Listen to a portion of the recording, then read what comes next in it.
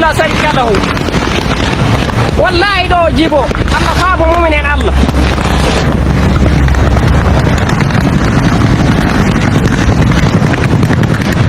هذه البردة الله أكبر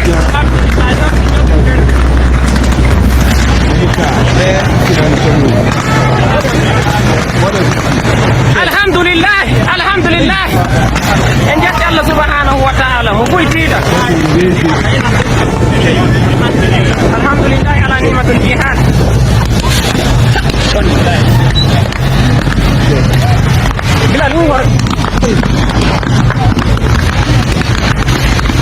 الله أكبر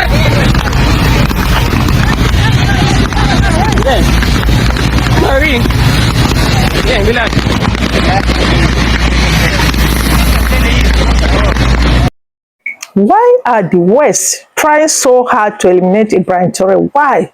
Does it mean that Africa never want anything good, to come to Africa? Yes. The worst thing is that they are now using his own people in order to eliminate him. Why? Why are they doing so? We all remember recently when, what do they call him? One minister in France, came up and said that it was the stupidity of Macron that opened Africans' eyes. It's all over.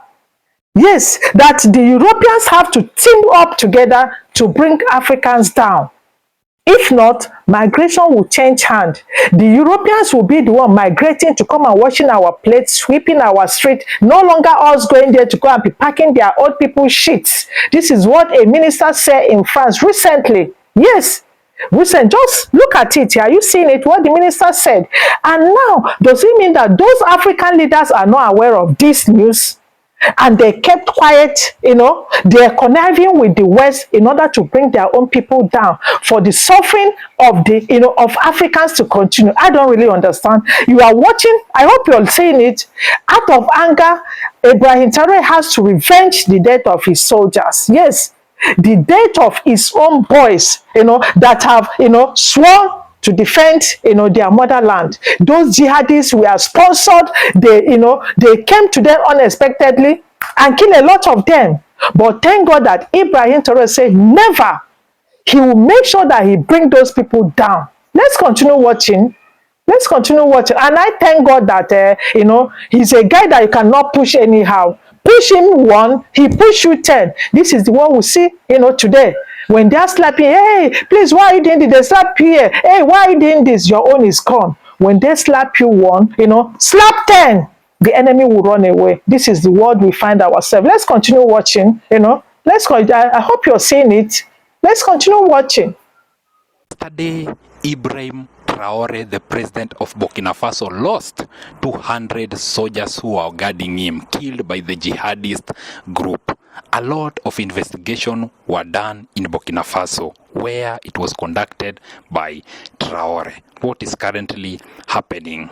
Most of African presidents are against the president of Burkina Faso. They don't want him to be in power. They are working hard to see the downfall of Ibrahim Traore. And there is something that has just happened today. And all the people in Jimbo are very happy after thorough investigation, after thorough research that was conducted after the killing of 200 soldiers the previous day. Today, 500 terrorists have been arrested in Jimbo. 150 of them have been killed by the government of Ibrahim Traore. Remember very well that after Ibrahim Traore came back from Russia, he said that he requested to be given only 2 weeks to eliminate all these jihadist groups that are against Burkina Faso. And he has said that there are some of the people that are working with this jihadist group and they are really trying so hard to bring him down. What happened in Djibo and who are these terrorists that have been arrested? These are secrets that they have revealed on the people that sent them.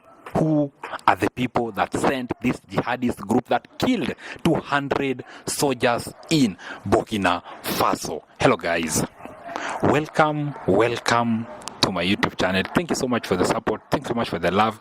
God bless you. God bless you. If you are new here, kindly subscribe and click the notification button for you to never ever miss any story that we post here in our channel, because we always focus on whatever that is trending in the world of internet. We are here to educate you. We are here to give you trending news on whatever that is happening in Africa. As we always say, we are Africans and Africa is our business. That is what we always talk about. That is what we try our best to educate our viewers on whatever that is happening in Africa. And on our today news is that 500 terrorists have been arrested in Djibo, the northern part of Burkina Faso, and these 500 terrorists were the one that led to the killing of 200 soldiers that were protecting Ibrahim Traore. It's not 200. That is what the Western media wants people to understand, that it was 200 soldiers that were killed. The approximate number of the soldiers that were killed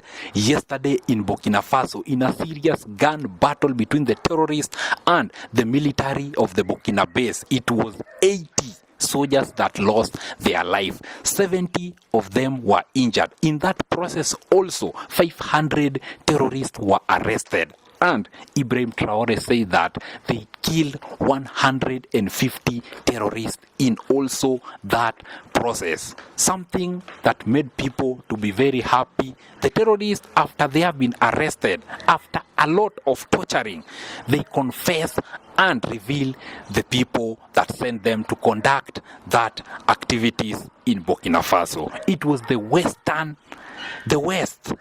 country that sent them to do that. Everyone is worried. Everyone is afraid on whatever that is happening on the ground. Why are people against Ibrahim Traore? And they are working hard to see the downfall of Traore, something that is not going to happen. Most of Africans are behind Ibrahim Traore because he's the future. Just 37 years old, and whatever this guy has done to Burkina Faso, it's really, really amazing. Promising and doing it. Promising and doing it. Remember that after a trip from Russia, he said that he's going to finish all the terrorist group in the Sahel, the northern Sahel.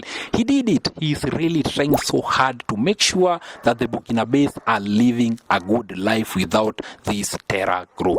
Remember that before Ibrahim Traore came to power in the year 2021, the terrorists were used to be attacking them. The terrorists used to bring Burkina Faso down. Most of the people have lost their life from this terror group that is happening in Burkina Faso.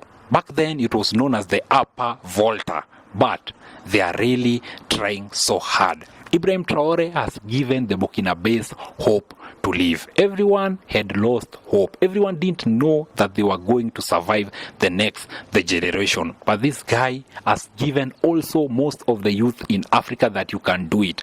Believe in change and believe in yourself. For you to bring change, change starts with you. For you to be able to bring your country to be better, it starts with you. That is what Ibrahim Traore has done to make Burkina Faso a great country in Africa.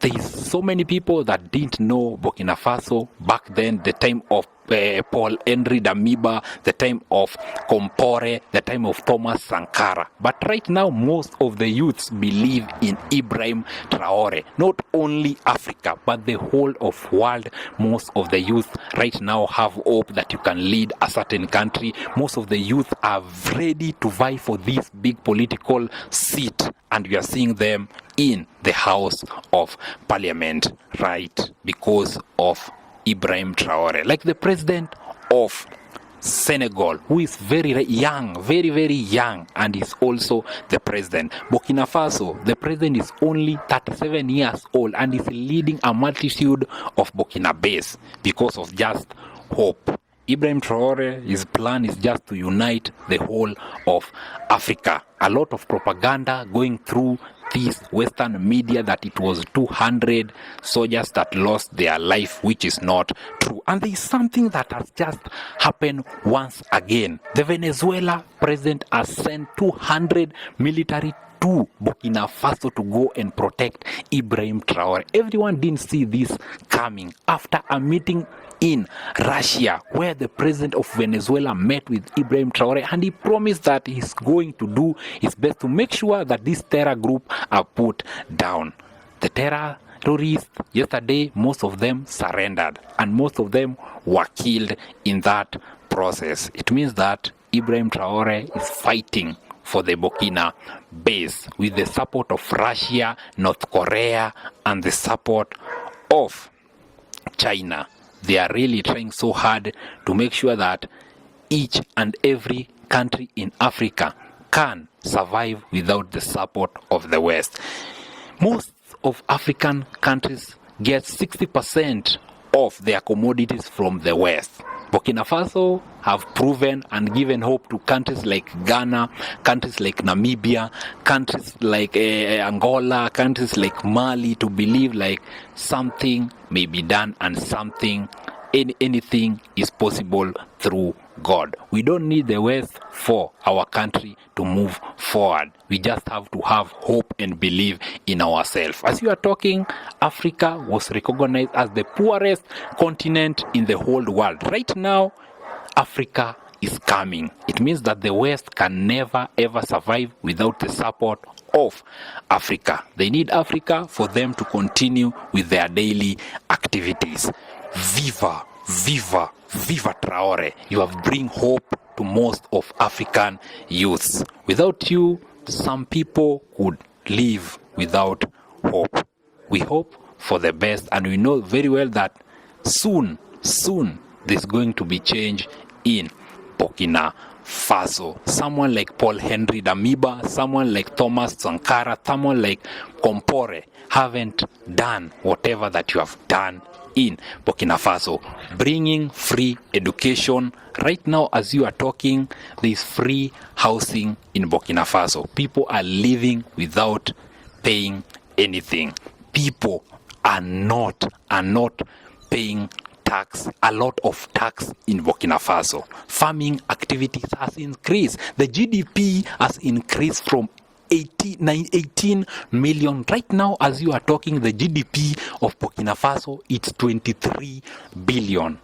The president that took the government through a coup, he has proven that democracy at times cannot help a country, but the love and the passion that you have towards your own country can make you to be great, and do it for your own people. Don't do it for your own stomach. If you compare Kenya and Burkina Faso, the president came in through a coup and he has done wonders. As you are talking, most of the youth here in Kenya really trust, and people have declared that Ibrahim Traore is the lion of Africa. This guy is doing a lot of wonders. Some of them are saying that he's the president of Africa.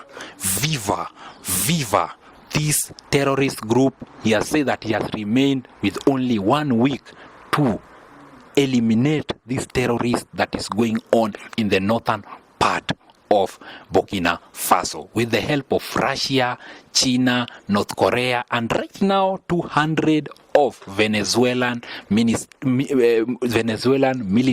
are in Burkina Faso to fight this jihadist group. They confessed, the leader who was arrested confessed that it was the West that sent them to destabilize the country in Burkina Faso. Their aim is to kill innocent people, and they claim that the president of Burkina Faso, who is Ibrahim Traore, is the one that did that. We should have hope as African. As we are saying that we are Africans and Africa is our business. That is what we always talk about. That is what we do our best to bring unity amongst ourselves. We as Africans, the time that we unite is the time that we can make our country to be great. Let's meet next time in our next episode. I've been your host, Jeff Otieno. Everything that has been happening in the Western media is propaganda. Whatever that I've talked about here is something that has just happened on the ground. We are Africans, and whatever that we talk about is something that is happening in Africa. It's up to you to trust the Western media or the African media. what we have talked about here is the honest truth. Until next time, we will say game